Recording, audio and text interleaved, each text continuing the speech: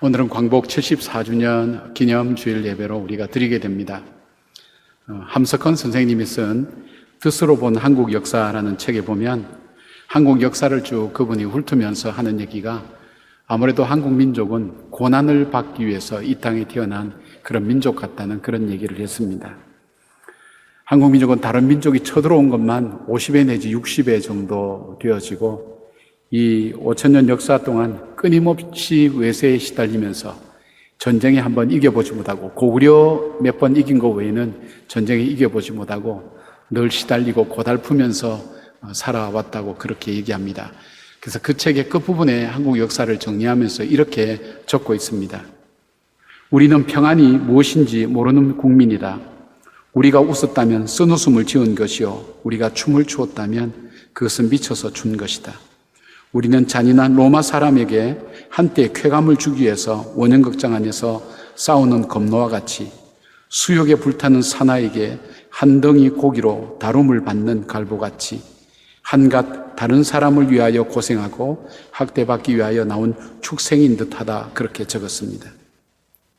우리 민족이 역사적으로 온갖 시련을 다 겪었지만 우리의 언어와 주권까지 모두 빼앗긴 것은 바로 일제의 식민지 통치를 받을 때였습니다.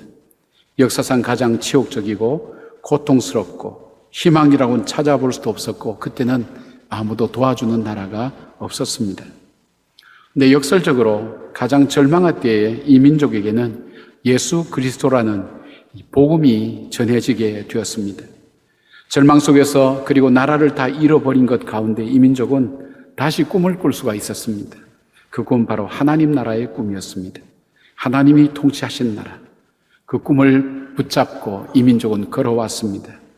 그리고 주님의 말씀을 따라 환난의 자리에서 절망의 상황에서 이 민족은 역사의 주인이신 하나님 앞에 간절히 기도하며 이겨나가며 고난과 시련을 이겨내고 오늘에 이르게 되었습니다. 1948년도 한국 헌정사상 최초로 구성된 의회인 재헌국회가 개원할 때 기도로 시작했던 이유도 이런 맥락에서 찾아볼 수가 있습니다. 지금 여러분이 잘 아는 것처럼 한국 상황은 매우 어렵습니다.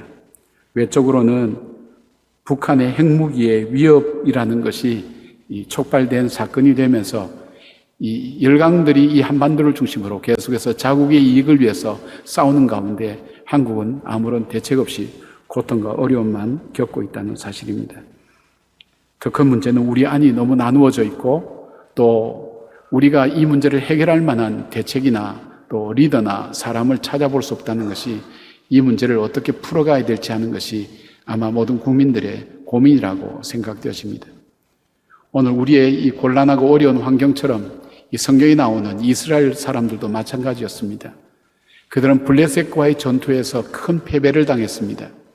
패배를 당하면서 생명도 잃어버리고 가정도 깨어지고 군사적으로도 정치적으로도 모든 힘을 다 잃어버렸습니다. 그만 아니라 영적 지도자인 엘리 제사장이 죽음으로 인해서 자신들의 삶에 일어나는 모든 일을 해석해 줄 수 있는 그리고 하나님의 말씀을 일러줄 수 있는 지도자도 잃어버렸을 뿐 아니라 하나님 임재의 상징이었던 이 법궤를 잃어버리게 되면서 그들은 하나님을 떠나게 되었습니다. 이 법궤가 이 블레셋으로 갔다가 다시 베세메스로 왔다가 기랏 야림이라는 바로 아비나답의 집에 오기까지 그 길지 않는 여정 속에 그래서 이 아비나답의 집에서 20여년간 방치되어 있을 정도로 이스라엘 백성은 하나님을 떠나서 살고 있었습니다. 자, 그런 현실 가운데 이 주저앉은 이스라엘 백성들이 조금 더 우리가 본문을 읽어가면 회복의 역사를 써가는 것을 봅니다. 우리가 잘 아는 에베네셀이라는 도움에 여기까지 여호와께서 우리를 도우셨다는 그 기록을 우리가 발견하게 되면서 이스라엘이 어떻게 그 절체절명의 위기 속에 지루하고 오래되었던 그 긴 기다림 속에서 어떻게 그 어려움을 이겨내고 다시 시작할 수 있었는가, 회복의 역사를 써갈 수 있었는가, 우리가 한번 눈여겨봐야 될 필요가 있다고 생각합니다. 이것은 국가나 개인과 가정도 마찬가지입니다. 우리가 어떤 어려움을 닥치게 되면 그 어려움에 제일 먼저 찾아오는 것은 외로움입니다. 외로움과 함께 찾아오는 것이 용기가 없어집니다. 내가 무엇부터 어떻게 시작해야 될지, 내가 무엇을 잘못해서 어떻게 이 문제를 풀어가야 될지 전혀 알지 못하는 캄캄한 암흑 가운데 지나는 것 같은 그런 두려움이 찾아오게 되어 있습니다. 그런데 그 어려움을 딛고 그들이 회복될 수 있었던 것은 무엇이었습니까? 어쩌면 여러분 중에도 무엇을 해야 될지 알지 못하며 손을 놓고 한 발짝도 움직이지 못하는 그런 상황에 처해 있는 사람도 있을 줄 압니다. 이유는 각각 다르지만 내 마음의 용기를 잃어버리면 더 이상 한 발자국도 앞으로 나갈 수 없기 때문입니다. 나라와 더불어서 여러분 개인과 우리의 삶 가운데 무엇을 해야 될지 알지 못할 때 이스라엘 백성들은 어떻게 이 회복의 역사를 쓸 수 있었을까요? 첫 번째, 저들 속에 회복의 역사의 첫 번째는 그들이 하나님 말씀 앞에 섰다는 사실입니다. 이스라엘 백성들이 말씀드린 것처럼 블레셋과의 전투에 큰 패배를 당하게 됩니다. 이때 후유증은 스스로 극복할 수 없을 정도로 큽니다. 군사적으로, 그리고 정치적으로, 경제적으로 막대한 피해를 입었을 뿐 아니라 그들이 정신적으로, 영적으로도 다 몰락하는 그런 어려움 가운데 있었습니다. 희망을 걸었던 법궤, 하나님 임재하심 그 하나님을 모시고 나가 싸우면 승리할 것이라고 생각했지만 그 법궤마저 빼앗기게 되면서 이스라엘 백성들은 신앙의 길에서 사실상 떠나게 됩니다. 하나님을 믿어도 소용이 없네, 내가 기도해도 되지 않는구나 하는 그런 마음의 생각들이 현실 앞에, 주어진 현실 앞에 그들은 하나님을 떠나게 되어서 20년간이나 이 법궤는 방치되어 있다는 사실을 보게 됩니다. 그러다 보니까 이 하나님의 궤가 실로에 성막이 없게 되니까 매년 절기도 지킬 수가 없었습니다. 1년에 대제사장이 지내는 대속죄일도 이 제사를 드릴 수 없었고, 또 블레셋의 압박 속에서 이 고달프고 지친 삶 가운데 하나님을 찾을 여유를 갖지 못하게 되었습니다. 그들은 하나님을 잊어버렸다고 그렇게 성경은 말씀합니다. 그런데 7장 2절에 보면 이스라엘 온 족속이 여호와를 사모했다고 말씀하고 있습니다. 여기 사모했다는 단어가 원래 원어의 뜻을 말하면 슬퍼하면서 하나님을 찾았다는 그런 이야기입니다. 자, 이들이 어떻게 해서 이 공간 중에 하나님을 찾을 수 있었을까요? 하나님 물론 그들에게 있었습니다. 하나님을 알고 있었고 생각도 하고 있었지만 그들이 여기서 찾았다는 것은 진심으로 마음을 다해서 하나님을 진심으로 찾았다는 겁니다. 이 고통스러운 현실 가운데 그들이 어떻게 하나님 말씀 앞으로 나갈 수 있었을까요? 제일 먼저 그들이 하나님 말씀 앞으로 나갈 수 있었던 것은 블레셋으로부터 받는 극심한 고통과 아픔이었습니다. 그 고통은 지루한 것이기도 하고 오래된 것이기도 하고 정말 아프고 고통스러워서 미래를 알 수 없는, 언제까지 이렇게 살아야 되는 그 절망과 자들이 그들의 삶을 찾아올 때에 그들은 생각을 하게 되었습니다. 사람들이 편할 때는 생각을 하지 못합니다. 모든 일이 잘 될 때는 그냥 될 것 같지만 그러나 어떤 아픔과 고통이 지속적으로 우리의 삶에 찾아오면 돌아보게 되어 있습니다. 과거를 돌아보고 현실을 돌아보며 내가 어디서부터 무엇이 되었는지를 살피게 되는 것입니다. 그들 속에 이 고난 앞에 그들은 이전에 도우셨던 그 하나님을 그들은 다시 찾기 시작했습니다. 그렇지, 그 하나님은 광야에서 우리 민족이 방황할 때 그 길이 없는 광야에서 구름 기둥과 불 기둥으로 길을 만들면서 우리 백성을 인도해 주셨고, 이 백성이 굶주릴 때에 만나와 메추라기로 먹이시면서 우리를 인도하셔서 오늘 이 가나안 땅까지 인도해 주셨지. 수많은 적들의 도전과 어려운 문제가 있어도 하나님께서는 길을 여셨고, 그리고 미래를 여셨고, 우리 희망을 여셔서 오늘 여기까지 오게 하셨지. 그 하나님이 지금 여전히 우리 가운데 있는데, 바로 430년간 애굽 생활 속에서 노예로 있던 그들이 그 고통과 아픔에 신음하며 견디지 못하여 하나님을 찾듯이 그들은 하나님을 찾게 된 것입니다. 어려움이 오면 우리는 생각하게 됩니다. 우리를 돌아보게 됩니다. 하나님께서 우리의 삶 속에서 우리를 더 가까이 두시길 때 하나님이 쓰시는 많은 방법 중에 하나가 인생의 광야로 우리를 몰아넣는 겁니다. 길도 알지 못하게 만들고, 무엇을 해야 될지 알지도 못하게 만들고, 햇볕이 너를 뜨겁게 만들고, 밤에는 춥게 만들고, 환경 속에 그대로 노출되면서 아픔과 고통을 그대로 느끼며 살아가게 만드는 그 시험과 어려움을 통해서 하나님은 하나님의 말씀을 하시는 겁니다. 어떤 분은 이 광야는 하나님의 어텐션이다. 하나님께서 우리에게 내 말을 들으라고, 주에 집중하라고 말씀하시는 하나님의 사인이라고 얘기합니다. 아무튼 이들은 하나님 앞에 그 하나님을 다시 찾기 시작했습니다.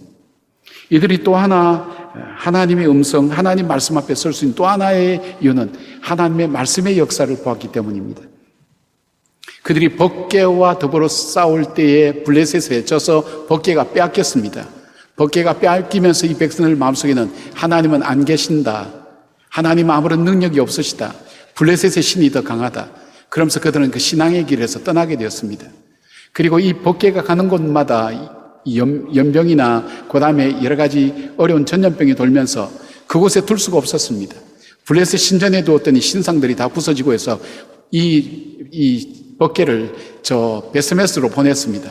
베스메스에서도 사람들이 좋아했는데 그것을 보다가 수만 명이 죽었습니다. 그래서 결국 앉아서 기랏 여아림에 있는 이 아비나답의 그 집에 두었습니다. 바로 거기에는 사람을 구별해서 그 법궤를 잘 모셨습니다.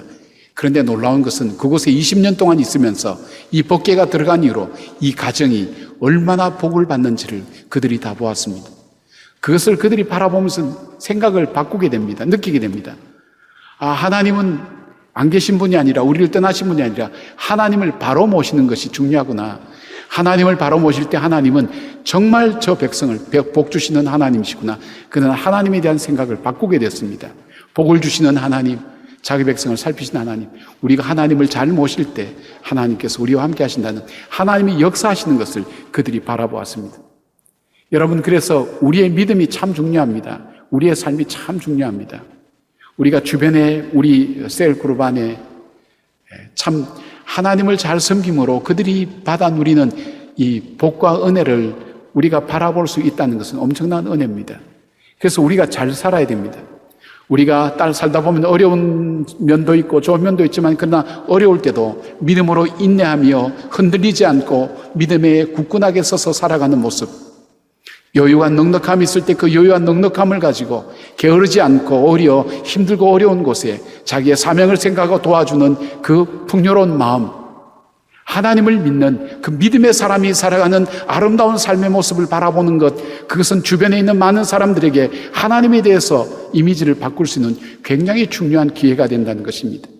하나님 말씀을 보여주는 삶입니다. 저와 여러분의 삶이 그렇습니다. 힘들다고 나뒹굴어지고 좋다고 좋아 어쩔 줄 몰라서 교만한 것이 아니라 힘들 때에도 믿음 안에서 끝까지 하나님 말씀 붙들고 흔들리지 않고 걸어가는 그 삶의 모습들, 넉넉함에도 겸손하며 나에게 다가오는 어려운 사람들을 함께 품고 사랑해가는 그 풍요로움, 바로 그것을 볼 때에 이스라엘 백성들은 마음을 바꾼 겁니다. 하나님을 잘 모실 때에 저런 복을 받는구나 하는 것을 그들이 거기서 볼 수 있었습니다. 또 하나 있었습니다. 그들이 하나님 말씀 앞에 설 수 있는 또 하나 이유가 있었습니다. 그것은 사무엘의 이 외침이었습니다. 20년간 이미 마음이 다친 이스라엘 백성들 속에 사무엘은 그가 전국을 다니면서 하나님 말씀을 전파합니다. 그들이 귀를 닫고 마음을 닫고 영을 닫아도 그들을 향해서 계속 하나님 말씀을 전하게 됩니다. 듣지 않는 것 같았지만 그래도 말씀을 전하게 됩니다. 어느 날 그들의 귀가 열려지고 마음이 열려지고 영이 열려지면서 주의 말씀을 듣기 시작합니다. 그들 속에 잊혀졌던 하나님에 대한 기억을 다시 기억해내기 시작합니다. 도우셨던 하나님, 함께 하셨던 하나님을 찾게 됩니다. 불가능해서 가능하게 하셨던 하나님, 무에서 유를 만드셨던 하나님, 홍해를 갈라서 길이 되게 만드셨던 하나님, 그 하나님의 역사를 그들이 다시 듣게 됩니다. 하나님의 사랑을 다시 기억하게 됩니다. 믿음은 들음에서 난다고 그러지 않았습니까? 하나님 말씀을 들을 때 그들 속에 믿음이 들어가기 시작했고 그 믿음은 그들의 마음을 열고 하나님 말씀 앞에 자신들을 다시 돌아보게 되었습니다. 왜 하나님 말씀이 중요합니까? 하나님 말씀 속에 길이 있기 때문입니다. 하나님 말씀 속에 능력이 있기 때문입니다. 하나님 말씀 속에 지혜가 있기 때문입니다. 저는 제가 이제 요즘 참 많이 절망을 합니다. 특별히 이제 우리 청년부가 옛날에는 이곳에 가득 차서 예배를 드릴 때, 그때 참 하나님 주셨던 그 놀라운 찬양과 그 다음에 말씀과 여러분과 함께 뜨겁게 기도했던 그 기억들을 갖고 있는데, 제가 몸도 아프면서 그리고 또 청년부가 어려워지는 과정 속에서 한두 번씩 이제 빠져나가기도 하고, 그 다음에 뭐 결혼해서 떠나기도 하는 과정 속에서 빈자리를 이렇게 볼 때, 제 마음속에 이런 절망이 왔어요. 아, 길이 없구나. 내가 18년 전에 처음 우리 교회 부임했을 때는 훨씬 상황이 좋지 않았는데도 그때는 제가 어떤 길로 가야 될지 그 길을 알았습니다. 그 길을 걸어갈 수 있겠다고 생각을 해서 헤쳐와서 여기까지 왔는데 요즘 와서는 그 길을 못 찾겠는 겁니다. 하나님 앞에 기도할 때 너무 애통하게 그렇게 기도했으면 하나님, 저는 목회의 길을 못 찾겠어요. 세상은 점점 어려워져 가요. 세상의 거센 바람은 우리 청년들의 마음을 다 빼앗아 가요. 그리고 믿음을 다 흡수해 갑니다. 하나님, 이 가운데서 정말 강력하고 능력 있는 메시지와 능력과 훈련들이 저들 가슴 속에 박히면서 흔들리지 않고 믿음 안에 살아갈 수 있는 그런 하나님 사역들이 이루어졌으면 좋겠는데 전 너무나 약해요. 저에겐 길이 없어요. 방법이 없어요. 그렇지 않습니까? 방법이 없을 때 절망하지 않습니까? 제 마음속에 너무나 잘하는 하나님 말씀이 떠오르는 거예요. 내가 곧 길이요 진리요 생명이다. 평범한 말씀 아닙니까? 잘하는 말씀 아닙니까? 근데 저에게는 이게 실존적으로 다가오는 거예요. 내가 곧 길이라고 했잖아. 내가 곧 길이야. 하나님께서 말씀을 통해서 이 땅에 예수 그리스도로 오셔서 그 말씀이 되신 그 예수님께서 이렇게 말씀하신 거예요. 내가 곧 길이라고. 예수님 안에 길이 있다는 거예요. 내가 곧 진리라고. 내가 삶의 기준이라고. 다시금 너의 삶을 다시 붙들고 너로 하여금 새롭게 나갈 수 있는 길이 되고 그리고 기준이 된다는 것을 주님께서 말씀해 주셨습니다. 그 말씀 속에서 꺾였던 제 마음속에 다시 용기가 생겼습니다. 힘이 생겼습니다. 그리고 가장 중요한 원론으로 돌아와야 되겠다. 여러분, 산에서 길을 잃어버렸을 때는 다시 원래의 길로 돌아오지 않습니까? 복잡한 거 다 떼어내어버리고 말씀과 기도와 정말 전도하는 가장 기본적인 그보다도 또 중요한 것이 있다면 이 말씀 속에 우리 성도들과 우리 청년들이 다시 돌아오게 하는 것. 왜냐하면 저는 청년들을 바꿀 수 없지만 하나님은 청년들을 바꾸실 수가 있습니다. 이 말씀의 능력 속에는 우리 청년들이 찾고자 하는 그 생명의 길이 거기에 있습니다. 인생의 기준이 거기 있기 때문입니다. 여러분, 힘들고 어렵고 절망적인 일들이 여러분 삶 앞에 찾아올 때에 여러분이 해야 될 가장 첫 번째가 있다면 말씀 앞에 다시 서보십시오. 하나님 말씀이 나에게 무엇이라고 말씀하신지, 그리고 과거에 도우셨던 하나님, 다윗은 굉장히 공고할 때 그의 삶의 방식은 그거였습니다. 내가 공고할 때는 과거에 도우신 하나님을 기억하고 내가 평안할 때는 그 하나님을 찬양한다고 그랬습니다. 그렇다면 여러분이 평안하십니까? 찬양하십시오. 평안할 때 찬양하지 않으면 교만해지기 쉽습니다. 그리고 공고할 때 여러분 과거에 도우신 하나님을 기억하십시오. 그렇지 않으면 문제 속에 휩싸여서 여러분 우린 신앙의 줄을 놓기가 너무나 쉽다는 것입니다. 바로 이 말씀 앞에 설 때 바로 이스라엘 백성들은 회복의 역사를 써갈 수가 있게 되었습니다. 여러분 개인이나 가정이나 삶 가운데서 이 일이 왜 일어났지? 내가 어디서부터 시작하지? 무엇부터 하지? 그런 마음 가지고 할 수 없는 마음이 있다면 여러분 말씀을 가까이 하시길 바랍니다. 말씀 속에 문제를 풀려고 쫓아다니지 말고 말씀을 찾다 보면 이 말씀 속에 이 문제는 저절로 풀어지는 역사가 있습니다.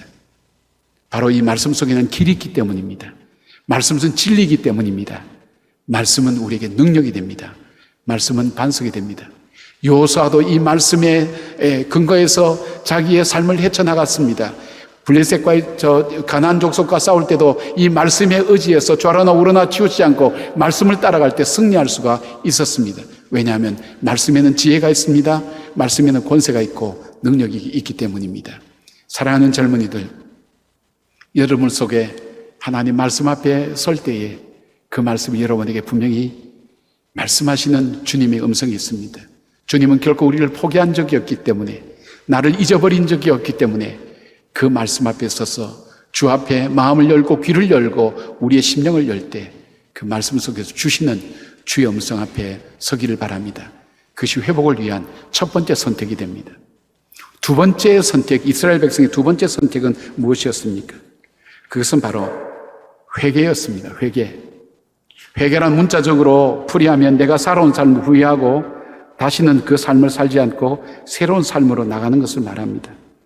사무엘은 하나님을 갈망하며 말씀 앞에 나온 백성에게 회복의 길, 하나님께 나가는 길을 말씀해 줍니다. 그것이 3절입니다. 사무엘이 이스라엘 온 족속에게 말하여 이르되 만일 너희가 전심으로 여호와께 돌아오려거든 이방 신들과 아스타롯을 너희 중에서 제거하고 너희 마음을 여호와께로 향하여 그만을 섬기라. 그리하면 너희를 블레셋 사람의 손에서 건져내시리라. 하나님의 말씀을 구하고 그 말씀 앞에 설 때 이스라엘 백성들은 그 말씀의 음성 앞에 귀를 열고 마음을 열고 그 말씀에 순종할 준비가 되어 있습니다. 성경은 이 이스라엘 백성들의 마음을 이해라는 표현으로 이 접속사로 설명하고 있습니다. 이 사무엘의 이 말씀을 듣자마자 이스라엘 백성은 회개 길로 들어서게 됐습니다. 회개는 여러분들이 너무나 많이 들어봤기 때문에 내가 무슨 회개를 할까 이런 생각을 하는데 제일 먼저 중요한 것은 회개에서 가장 중요한 첫 번째는 내 속에 바알과 아스타롯의 우상을 제거하는 것입니다. 여러분이 그렇게 얘기할 겁니다. 나는 지금 무슨 신주단지를 모시고 있는 것도 아니고 부적을 넣어다는 것도 아니고 내가 무슨 절에 찾아가서 하는 것도 아니고 내가 무슨 구슬을 하는 것도 아닌데 내게 우상이라는 것은 없어. 근데 내에게 있어서 제거해야 될 우상이 뭘까 할 때 여러분 우상에 대해서 우리가 좀 더 자세히 볼 수 있는 부분이 있습니다. 여러분이 읽으실 수 있다면 팀 켈러의 내가 만든 하나님이라는 책을 읽어보시면 자세히 이해할 수가 있습니다. 근데 이 우상이라고 하는 것은 이렇게 볼 수 있습니다. 여러분 우리가 인생을 살다가 우리가 행복하기를 원합니다. 평안하기를 원합니다. 정말 우리가 잘 살기를 원하고 복되게 살기를 원합니다. 화목하기를 원합니다. 우리가 참으로 참 소망을 가지고 살아가기를 원합니다. 그런데 이것이 하나님께로부터 온다고 생각하지 않고 이것이 세상에 있는 물질, 권력, 돈, 나의 능력, 나의 지식, 나의 자리, 나의 갖고 있는 여러 가지 이 가능성에서 온다고 생각하고 그것을 믿고 그것에 집착하는 것이 바로 우상숭배라는 것입니다. 왜냐하면 우리에게 가장 생명과 우리의 행복과 소망과 우리의 참 기쁨과 우리에게 주신 평안은 하나님만이 우리에게 주실 수 있는 겁니다. 하나님만이 주실 수 있는 것을 내가 노력하고 내 힘으로 그리고 내가 추구하는 그것으로도 그것을 받을 수 있고 얻을 수 있고 누릴 수 있다고 생각하는 그 마음의 신념과 가치 기준을 내어버리는 것을 말합니다. 이것을 버리지 않으면 할 수가 없습니다. 여러분 속에는 삶의 우상의 부적을 떼내기를 바랍니다. 여러분 속에 있는 신상을 떼내기를 바랍니다. 그 신상이 뭡니까? 내가 노력하면 난 잘 될 수가 있어. 돈이 있으면 나는 얼마든지 잘 살 수가 있어. 내가 몸매가 괜찮고 얼굴만 괜찮으면 나는 얼마든지 인생을 자신감 있게 살아갈 수 있어. 나는 스펙만 좋으면 얼마든지 내 인생을 살아갈 수 있는 그런 마음들이 이 세상의 문화에 젖다 보면 자연스럽게 나도 모르게 내 마음 깊은 곳 속에 내 인생의 기준이 되어 있고 내 삶의 가치관으로 자리 잡아 있다면 그것을 먼저 찾아보셔야 됩니다. 그리고 그 다음 그것이 문제가 아니라 하나님만을 섬기라고 말씀합니다. 이 말은 뭡니까? 절대 주권이 하나님께 있다는 것입니다. 생사화복이 하나님께 있음을 내가 고백하는 것입니다.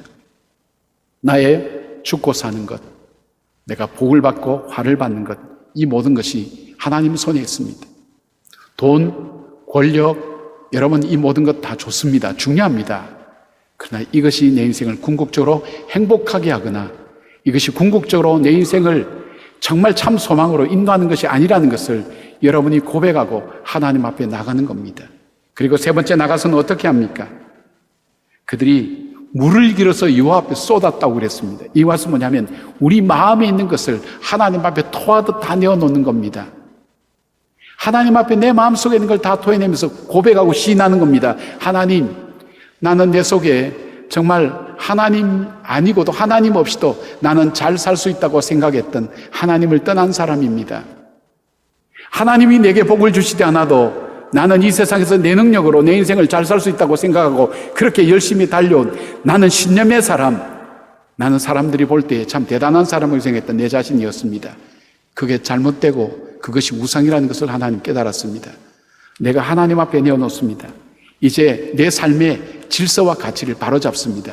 하나님 앞에 내 삶을 온전히 드립니다. 이것을 여러분 고백하셔야 됩니다. 입술로 고백하셔야 됩니다. 어떤 보석상에 강도가 들어왔습니다.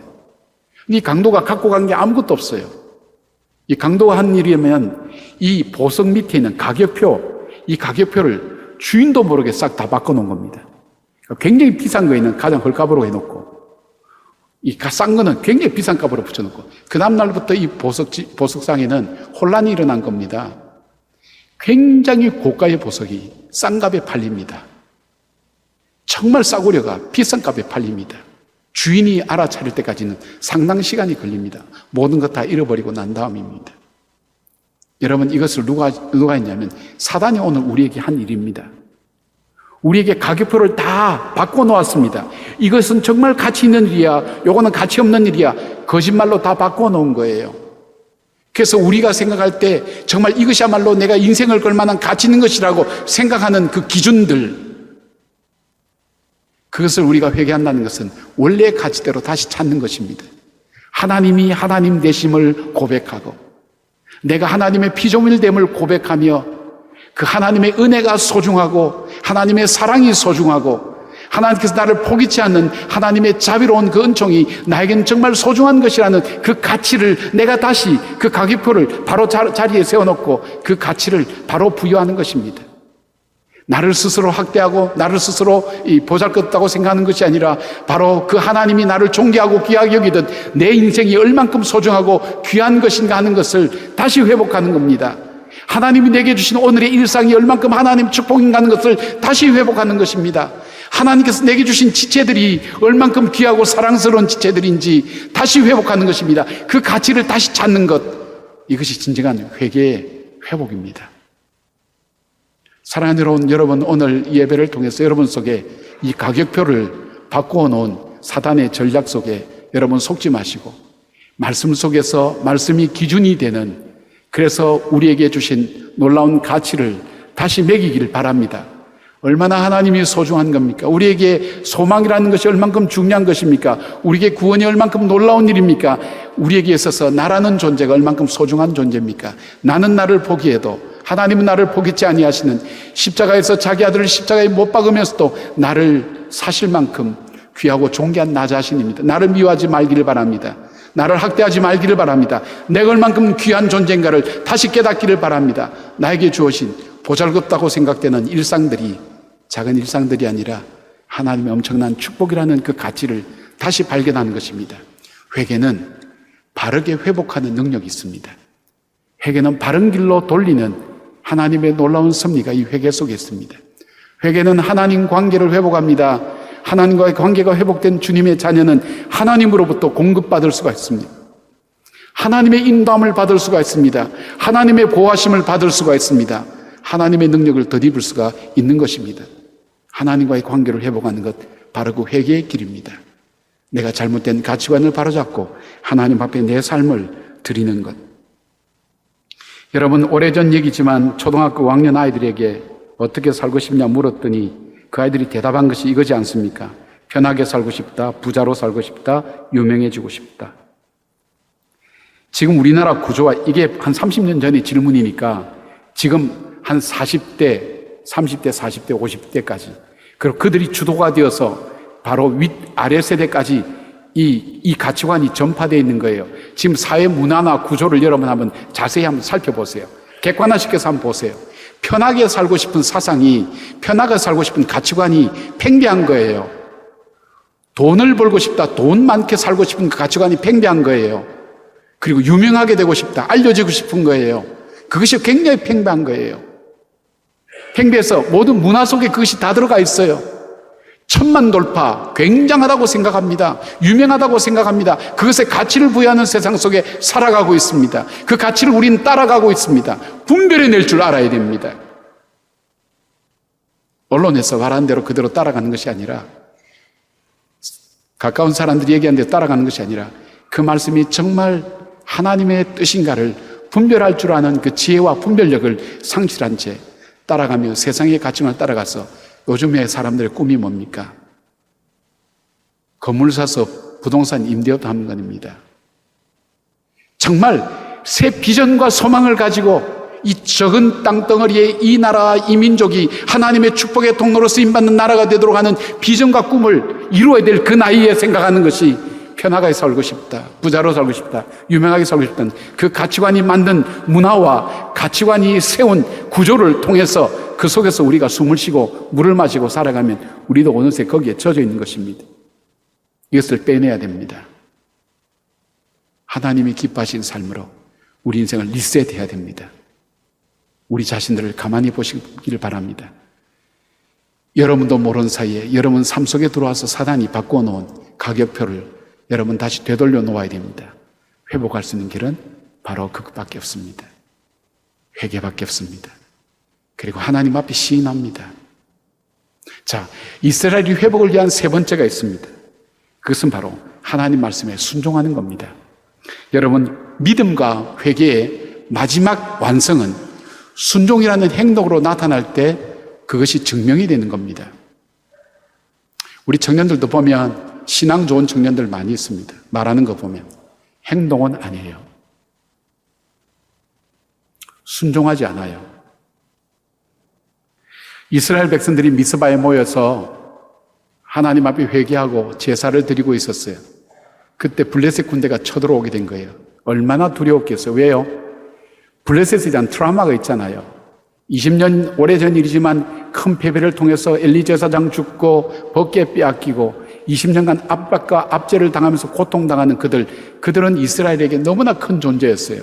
그들이 쳐들어온다는 거예요. 근데 하나님 말씀 앞에 귀를 열고 마음을 열었던 그들은 그들의 큰 것보다도 그들과 함께 하시는 그 하나님의 음성 앞에 귀를 기울입니다. 하나님의 보호하심과 인도하심을 바라게 됩니다. 하나님께서 우리를 발해서 그 적들을 이 블레셋을 물리치면서 이 벳갈이라는 곳까지 가서 거기까지 가서 이 블레셋 쳐들어온 백성들은 섬멸을 당하게 됩니다. 그런데 여러분 여기서 이 대목에서 잠깐 생각해 보아야 될 부분이 있지 않아요? 저는 이 생각 들었어요. 저는 가끔 신앙생활하다 그 생각하거든요. 하나님께서는 능력이 있고 전능하신 하나님인데 우린 여기서 기도만 하면 예배만 드리고 제사만 드리면 하나님께서 알아서 그냥 블레셋 사람 싹 쓸어버리면 되는데 왜 구태여 우리 보고 가서 블레셋을 점령하라고 그렇게 얘기할까? 가나안 땅에 그냥 깨끗하게 하나님 싹 쓸어버리시고 들어가라. 너희들 편하게 자리 잡고 여기저기 옹기종기 모여 살아라. 얼마나 이상적이에요.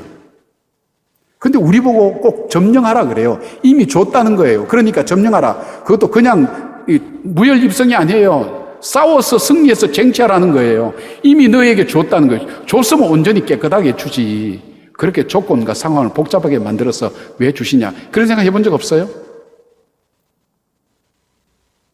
여러분 믿음이 좋으니까 이런 생각을 안 하시는 모양이에요. 하나님께서 이 블레셋을 치라고 하는 이유가 있어요. 첫 번째는 두려움에 대한 극복이에요. 이스라엘은 자기들을 괴롭히고 고통스럽게 했던 블레셋에 대한 두려움이 있었어요. 여러분 우리가 두려움을 극복하게 되면 모든 것을 할 수 있게 됩니다. 그래서 성경은 두려워하지 말라는 말씀이 종종 나눈 이유가 두려움은 우리가 갖고 있는 가능성과 우리가 갖고 있는 좋은 것들을 다 얼어붙게 프로즌 시켜버립니다. 얼어붙게 만들어버립니다. 우리의 믿음이 워킹하지 못하게 만듭니다. 우리의 가능성이, 우리의 소질이, 우리의 기능들이 더 이상 오퍼레이팅 하지 못하도록 그렇게 확 얼어붙게 만드는 것이 두려움입니다. 바로 그 두려움을 이기는 것이 무엇입니까? 하나님께서는 블레셋을 치라고 말씀하는 것입니다. 두 번째, 하나님께서 또 하나의 이유가 있다면 우리를 테스트해 보는 겁니다. 너가 내 말을 진짜 순종하는지 순종하지 않는지. 하나님은 테스트하는 것을 기뻐하십니다. 즐거워하십니다. 왜요? 우리의 믿음이 진짜인지 가짜인지 하나님 알아보시기를 원하신다는 겁니다. 아브라함에게도 이삭을 바치라고 테스트해 보셨습니다. 여러분, 템프테이션과 테스트는 다릅니다. 템프테이션은, 유혹은 우리를 파멸로 몰아넣기 위한 시험이라면 테스트는 우리를 그 시험에 합격시키기 위해서 훈련시키는 엑서사이즈와 마찬가지라고 생각하시면 됩니다. 물론 두 개 다 하나님의 장중에 있습니다. 그러나 하나님은 유혹하게 하시는 분이 아니라 우리를 테스트하십니다. 오병이어의 사건을 일으킨 후에 하나님의 크고 놀라운, 주님의 크고 놀라운 능력을 바라본 이 제자들. 그런데 예수님 말씀대로 자 우리가 바다를 건너가자 그렇게 했을 때에 바다를 건너갈 때 그들은 죽도록 고생했습니다. 태풍 만나서. 그때 예수님께서 마지막 태풍을 잠잠케 하시면서 이 믿음이 적은 자들아 그렇게 말씀합니다. 바닷가에서 5,000명을 먹이는 그 하나님의 능력을, 그 주님의 능력을 그들이 방금 보았음에도 불구하고 능히 이 태풍 하나도 잠잠케 하실 그 하나님을 믿지 못하는 바로 이들의 연약한 믿음을 본 겁니다. 주님은 그 믿음을 우리에게 보기를 원하십니다. 너가 정말 내 말을 믿느냐? 내가 너에게 정말 이 전능하신 하나님인 걸 내가 믿느냐? 내가 이 모든 것을 물리치시는 하나님을 믿느냐? 내가 너로 하여금 강하게 만들어서 더 강한 저 블레셋을 물리치게 하실 능력의 하나님 것을 내가 믿느냐? 하나님 그걸 보기를 원하십니다. 그리고 하나님께서 또 하나 그들 속에 말씀하셨던 하나의 부분이 있다면 정말 너의 삶 속에서 하나님을 믿는 그 믿음이 생활 속에서도 삶 가운데 나타나느냐 하는 것을 우리에게 보기를 원하신다는 것입니다. 사랑하는 여러분, 하나님 믿고 순종할 때는 막혔던 문제들이 풀어집니다. 죽을 것 같은 자리에서 회복됩니다. 깊은 수렁과 늪에서 헤어나올 수 없지만 반석에 세워주시는 것처럼 당당하게 설 수 있고 걸어갈 수 있게 만드는 겁니다. 그리고 하나님께서 또 하나 하시는 이유가 있다면 그것은 바로 우리에게 신앙의 영적 체험을 하게 하기 위해서입니다. 여러분, 시편을 보시면 주로 뭡니까? 이스라엘 백성이 광야 생활하면서 죽도록 고생했던 그 부분을 찬양합니다. 여러분, 영화 볼 때 스릴 있는 영화 좋아하세요? 밋밋한 영화 좋아하세요? 스릴 있는 영화 좋아하잖아요. 밋밋한 것은 재미가 없잖아요. 기억도 나지 않아요. 무슨 영화 봤는지 기억도 나지 않아요. 인상 깊은 장면들 많이 생각나지 않습니까? 하나님과의 관계 속에서 우리가 좌절하고 절망했던 그 순간 하나님이 나타나셔서 하나님께서 역사해 주셔서 승리하게 하셨던 그 놀라운 은혜를 이스라엘 백성들이 이 자기들의 이 출애굽의 역사를 통해서 그들이 노래를 만들고 찬양을 만들고 신앙 고백을 만들어서 하나님께 올려드리는 것이 바로 그 찬양입니다. 우리가 지금 살아있는 신앙의 체험, 기노스코라고 얘기했죠. 체험적으로 아는 하나님, 그 하나님이 내 삶 속에 있을 때에 우리는 에베네셀의 돌을 세울 수가 있는 겁니다. 하나님께서 우리를 여기까지 도우셨다. 하나님의 도우심이 없이 여기까지 온 청년들 있나요?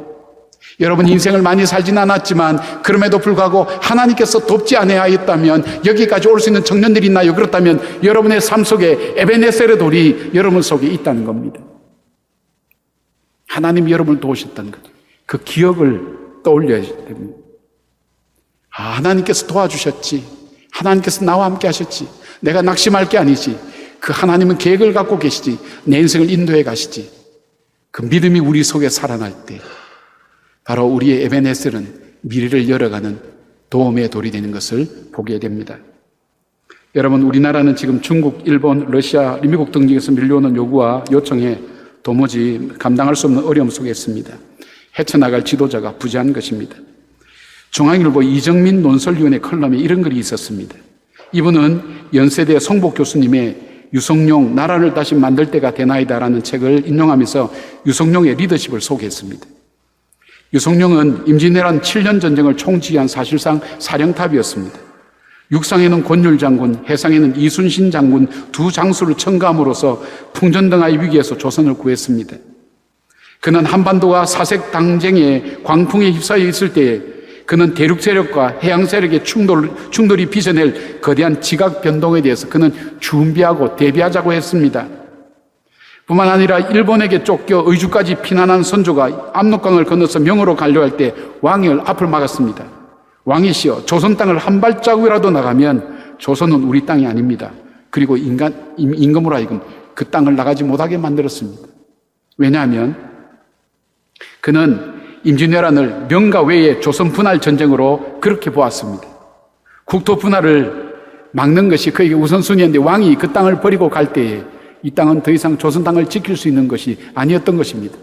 통찰력과 안목과 판단력이 없었으면 불가능했다고 얘기합니다. 정말 난세에 유승룡 같은 지도자로 인해서 조선은 임진왜란에서 잘 방어하며 승리할 수 있었습니다. 오늘 유승룡 같은 분이 그리운 현실입니다. 그러나 여러분, 어쩌면 우리들이야말로 유성룡처럼 이 시대 속에 역할을 감당할 사람들이 아닙니까? 바로 우리의 역사의 주인이신 하나님 앞에 여러분들은 영향력 있는 분이 아닙니까? 오늘 이 두려움 앞에, 이 블레셋의 공격 앞에 이스라엘 사람들이 사무엘에게 이렇게 요청하지 않습니까? 사무엘이여, 우리를 위해 기도해달라고. 바로 우리가 패배하지 않도록, 우리가 승리하도록, 이 위기를 이길 수 있도록 우리를 위해서 기도해달라고 그렇게 요청하는 이스라엘 백성들의 소리가, 어쩌면 여러분, 저 밖에 있는 사람들이, 이 위기 앞에 절망하고 있는 이 국민들이 우리를 향해서 역사의 주인이신 하나님을 모시고 있는 여러분들이요, 이 나라를 위하여 기도해달라고, 이 땅을 위해 기도해달라고, 이 땅의 위정자들을 위해 기도해달라고, 저들이 지혜롭게 판단할 수 있도록, 지혜를 가지고 이 난국을 헤쳐나갈 수 있도록 바로 우리들을 위하여 기도해달라고 그렇게 외치는 소리가 들리지 않습니까? 하나님 지혜의 왕입니다. 지략의 왕이십니다. 하나님은 판단력과 통찰력이 있어서 왕이십니다. 그 하나님께 영향력이 있는 우리가 하나님께 기도해 달라는 것, 어쩌면 우리가 이 시대 유성룡 같은 그 역할을 감당해야 되지 않을까요? 하나님이 여러분에게 영향력이 있지만 여러분이 하나님 앞에 영향력이 있는 존재라고 여러분 생각해 본 적 없습니까? 저는 저에게 가장 영향력 있는 사람이 제 딸입니다. 동시에 제 딸은 저에게서 가장 영향력이 있습니다. 이것이 관계입니다. 그렇다면 여러분은 하나님 앞에 영향력 있는 사람입니다. 하나님 앞에 영향력 있는 여러분이 하나님 앞에 부르짖어 기도할 때에 어린 양을 잡고 물을 붓고 하나님 앞에 번제를 드리고 예배를 드리며 회개하며 하나님 앞에 인도하심을 구하며 이 민족이 다시금 살아나기를 구하는 여러분이야말로 이 시대의 유성룡 같은 하나님의 사람들이라는 것입니다. 청년들이여, 시대가 흘러간 대로 따라가지 마시기를 바랍니다. 사람들이 얘기한 대로 따라가지 말기를 바랍니다. 하나님의 말씀에 근거해서 이 시대를 붙들고 느헤미야처럼, 다니엘처럼 동쪽으로 창문을 열어놓고 하나님을 향하여 간구하고 울부짖는 눈물의 기도가 필요한 시기가 바로 이 시기인 것입니다. 금식하십시오. 하나님께 애통하면서 기도하십시오. 그것이 정말 예수를 믿는 청년들이 이 시대에 해야 될 일입니다. 여러분의 기도는 하나님께 영향력이 있습니다. 이 시대를 살리는 힘이 됩니다. 광복, 바로 이 74주년 맞이하면서 한국의 광복은 이루어지지 않았습니다. 끊임없이 외세의 열광 속에서 이 한반도는 계속해서 시달릴 것입니다.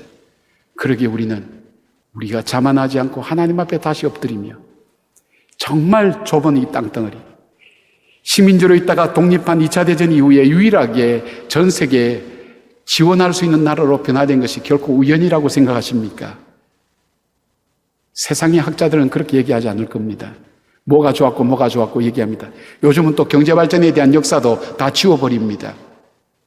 균형 있는 역사에 대한 이야기도 하지 않습니다.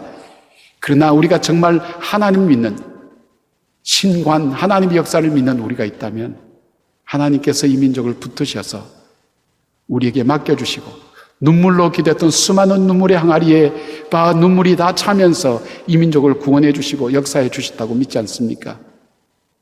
적어도 그 믿음을 여러분은 갖고 계셔야 됩니다. 함께 기도하셔야 됩니다. 이 시대의 유성룡이 되어 주십시오.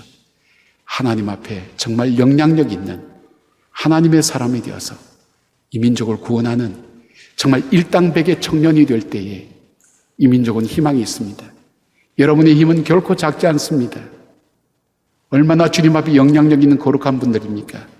이제 마음을 다하여 주 앞에 나와 회복의 역사를 위하여 주 앞에 기도하는 저와 여러분 되기를 주님의 이름으로 축원합니다.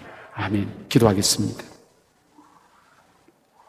하나님, 우리 청년들에게 이 말씀을 통해 전하려고 하는 하나님의 음성이 저 심령 깊은 곳까지 들려지게 하시고 저들의 가슴이 울려지게 하시고 인생의 가치 기준이 바뀌게 하시고 손발이 움직여서 하나님 주님 앞에 온전히 나가는 병든 이 나라와 이 교회를 살리는 귀한 우리 젊은이들 될 수 있도록 도와주시기 원합니다. 현실의 문제 앞에 급급해하는 저희들이 아니라 하나님 현실 그 너머에 있는 하나님의 거룩한 움직임의 손길을 볼 줄 아는 믿음의 눈을 열어주셔서 주님을 향한 우리의 기도가 주께 상달될 때에 주여 이 땅 이 민족을 회복시켜 주시고 블레셋을 물리치고 벗어난 이스라엘 백성들처럼 이 열강의 하나님 각축전 속에서 정말 우리다움의 아름다움을 만들어가며 우리다움의 자존심을 세워나가며 하나님 앞에서 거룩한 복된 나라됨을 회복하는 귀한 역사들이 사랑하는 주의 젊은이들을 통해서 이루어지게 하여 주시옵소서. 예수님의 이름으로 기도드립니다. 아멘.